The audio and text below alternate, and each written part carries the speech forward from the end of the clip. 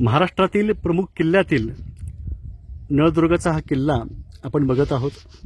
इथं आलोय, स्थल महात्म्य मी सांगत आहे, परंतु या भागातील व्यक्ती महात्म्य सुद्धा सांगितलं पाहिजे, ज्यांची मला प्रकर्षाने आठवण होत आहे हा किल्ला बघताना।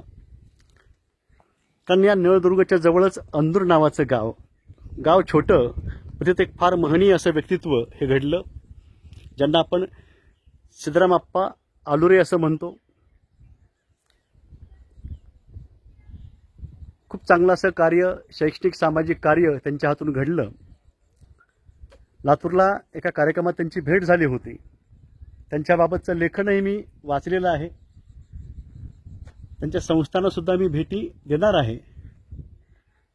माणसं मोठी होतात आपल्या कर्तृत्वातून आणि आपल्या चारित्र्यामधून। आपण आठवण केली पाहिजे आणि कृतज्ञता व्यक्त केली पाहिजे।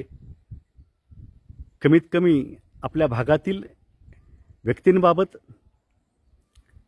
ज्यांनी आपल्याला घडवलं त्यांच्याबाबत, आपले आईवडील, जिथे शिकलो ती संस्था, ते गाव, शहर, मग तो आपला जिल्हा असेल, मराठवाडा असेल, महाराष्ट्र, देश, जे जे उदात्त उत्कट आहे ना, त्याबाबत भरभरून बोललं पाहिजे।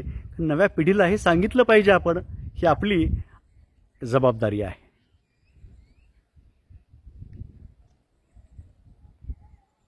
आता इकडं आपलं घर ही संस्था आहे, सामाजिक संस्था। नवीन शैक्षणिक धोरण 2020च्या संदर्भात अधिवेशन आहे राज्यस्तरीय, त्यासाठी आलेलो आहे, त्यामुळे त्यांची आठवण होणं साहजिक आहे।